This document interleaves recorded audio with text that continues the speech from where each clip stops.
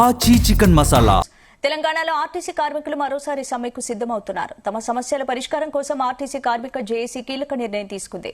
ఇవాళ మధ్యాహ్నం 3 గంటలకు బస్ భవన్ కు వెళ్లి సమ్మె నోటీసు ఇవ్వనున్నారు. ఆర్టీసీని ప్రభుత్వంలో విలీనం చేయాలని డిమాండ్ చేస్తున్నారు. ఈ నెల 24న హైదరాబాద్లోని ఇందిరా పార్క్ వద్ద కార్మిక సంఘాలు దీక్ష చేపట్టేందుకు సిద్దమవుతున్నాయి.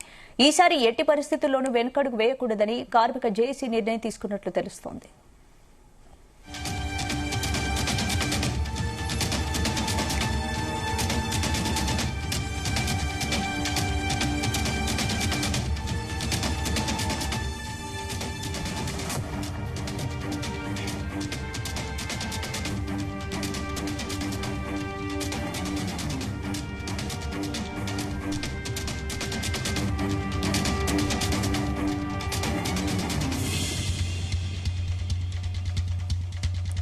గత సంవత్సరం మే నెలలో సమ్మెకు సిద్దమైన ఆర్టీసీ కార్మికులు అప్పటి మంత్రి ఇచ్చిన హామీ నేపథ్యంలో సమ్మెను విరమించుకున్నారు.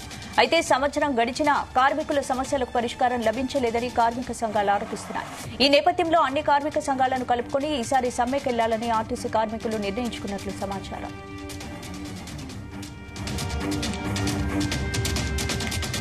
ఇందుకు సంబంధించి పూర్తి అప్డేట్స్ మా ప్రతినిధి వంశీకృష్ణ అందిస్తారు. వంశీ, అటు ఏదైతే ఆర్టీసీ కార్మికులు ఈ రోజు సమ్మె నోటీస్ ఇవ్వబోతా ఉన్నారు.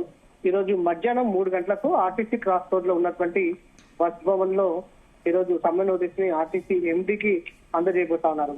ప్రధానంగా ఏదైతే బీఆర్ఎస్ గవర్నమెంట్ ఉన్న సమయంలో ఆర్టీసీకి సంబంధించి విలీనం ప్రక్రియ చేస్తామంటూ కేబినెట్ ఆమోదం పొందిన తర్వాత ఎన్నికలు రావడం, ఎన్నికలు వచ్చిన తర్వాత వెంటనే అటు ఏదైతే కాంగ్రెస్ పార్టీ అధికారంలోకి రావడం, కాంగ్రెస్ పార్టీ కూడా తన మేనిఫెస్టోలో అటు ఆర్టీసీని విలీనం చేస్తాము అంటూ కూడా చెప్పినటువంటి పరిస్థితి తెలిసిందే. ఇప్పుడు మేనిఫెస్టోకి అనుగుణంగా ప్రభుత్వం ఇచ్చినటువంటి హామీనే తాము అడుగుతున్నామంటూ కూడా ఆర్టీసీ జేఏసీ కావచ్చు, ఆర్టీసీ కార్మికులు అటు ఏదైతే సమ్మె నోటీస్ ఇవ్వబోతా ఉన్నారు. గత సంవత్సరమే అటు ఏదైతే సమ్మెకి వెళ్లాలని ఆలోచన చేశారో ఆనాడు మంత్రి పొన్నం ప్రభాకర్ గత సంవత్సరం వారికి నచ్చజెప్పి సమ్మె విరమింపజేసినటువంటి పరిస్థితి కూడా మనం చూస్తా ఉన్నాము.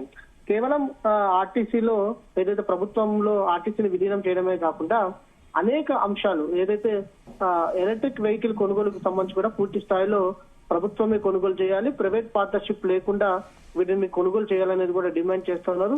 దాంతో పాటుగా ఉద్యోగ భద్రతకు సంబంధించినటువంటి అంశం కావచ్చు, దాంతో పాటుగా ఎన్నో సంవత్సరాలుగా అపరిష్కృతంగా ఉన్నటువంటి అనేక అంశాలపైన ప్రభుత్వం నిర్ణయం తీసుకోవాలి, నిర్ణయం తీసుకొని సమస్యను పరిష్కరించాలంటూ కూడా డిమాండ్ చేసినటువంటి సందర్భం కూడా మనకు కనిపిస్తోంది. ఈ రోజు మధ్యాహ్నం 3 గంటలకు బస్ భవన్ లో ఆర్టీసీ కార్మికులు సమ్మె నోటీస్ ఇచ్చిన తర్వాత 14 రోజుల్లో తర్వాత ఎప్పుడైనా కూడా మెరుపు సమ్మెకు దిగుతామంటూ కూడా ఆర్టీసీ జేఏసీ కావచ్చు, ఆర్టీసీ కార్మికులు కూడా చెప్తున్నటువంటి సందర్భం కూడా మనం చూస్తా ఉన్నాము. ఇప్పటికే ప్రభుత్వం కూడా మరో దఫా గత వారంలో నిర్వహించినటువంటి చలో ఇందిరా పార్క్ కి సంబంధించి కూడా వేలాది సంఖ్యలో ఆర్టీసీ కార్మికులు రావడం జరిగింది. ఈ సందర్భంగా ఆ రోజు పొన్నం ప్రభాకర్ కూడా మాట్లాడుతూ మీ సమస్యలకు సంబంధించి కూడా త్వరలోనే పరిష్కరిస్తాము అంటూ కూడా చెప్పినటువంటి సందర్భం కూడా మనం చూస్తా ఉన్నాము. కానీ ప్రభుత్వం నుంచి ఇప్పటి వరకు ఎలాంటి స్పందన రాకపోవడంతో ఈ రోజు సమ్మె నోటీస్ ఇవ్వాలనేది కూడా ఆర్టీసీ నాయకులు, ఆర్టీసీ జేఏసీ నాయకులు, ఆర్టీసీ కార్మికులు నిర్ణయించినటువంటి నేపథ్యంలో ప్రభుత్వం నుంచి కూడా ఎలాంటి రెస్పాన్స్ వస్తుందా అనేది కూడా వేచి చూడాల్సినటువంటి అవసరం ఉంటుంది. ప్రధానంగా మహాలక్ష్మి స్కీమ్ వచ్చిన తర్వాత కొంత ఆర్టీసీ కార్మికుల పైన ఒత్తిడి పెరిగిందని, ఈ సందర్భంగా కొంత బస్సులు కొనుగోలు కూడా అధికంగా చేయాలంటూ కూడా ప్రభుత్వంని డిమాండ్ చేసినటువంటి సందర్భం కూడా మనకు కనిపిస్తా ఉంది. ప్రధానంగా ఈవీ వెహికల్స్ కి సంబంధించి, ఎలక్ట్రిక్ వెహికల్స్ కి సంబంధించి పెద్ద ఎత్తున నగరంలో తీసుకురావాలనేది కూడా ప్రభుత్వం ప్రయత్నం చేస్తున్నటువంటి నేపథ్యంలో ప్రైవేట్ పార్ట్నర్షిప్ లేకుండా ప్రభుత్వమే పూర్తి స్థాయిలో కొనుగోలు చేయాలంటూ కూడా డిమాండ్ చేసినటువంటి సందర్భం కూడా మనకు చాలా స్పష్టంగా కనిపిస్తా ఉంది. అంటే ఈ రోజు సమ్మె నోటీస్ ఇచ్చిన తర్వాత 14 రోజులు అయిన తర్వాత ఏ క్షణమైనా సరే సమ్మెకు వెళ్లే ఆలోచనలో ఏదైతే సమ్మెను ఆర్టీసీ కార్మికులు నిర్వహించబోతా ఉన్నారు అనేది కూడా మనం చెప్పాలి. ప్రధానంగా ఆర్టీసీ కార్మికులకు సంబంధించి కూడా ఉద్యోగ పరంగా పై అధికారుల నుంచి కూడా తమకు వేధింపులు ఉన్నాయి కాబట్టి ఆ వేధింపులకు సంబంధించి కావచ్చు, కొంతమందిని సస్పెండ్ చేశారు, కొంతమందికి మెమోస్ ఇచ్చారు, వాటిపైన కూడా చర్యలు తీసుకోవాలంటూ కూడా ఆర్టీసీ కార్మికులు డిమాండ్ చేసినటువంటి సందర్భం కూడా మనకు చాలా స్పష్టంగా కనిపిస్తా ఉంది. ప్రధానంగా ప్రభుత్వం కూడా ఈ అంశంపై ఎలా స్పందిస్తుంది అనేది కూడా వేచి చూడాల్సిన అవసరం ఉంది. మరోపక్క ప్రభుత్వం కూడా ఆర్టీసీ కార్మికులను ఏమైనా చర్చలకు పిలుస్తుందా అనేది కూడా వేచి చూడాల్సిన అవసరం ఉంటుంది.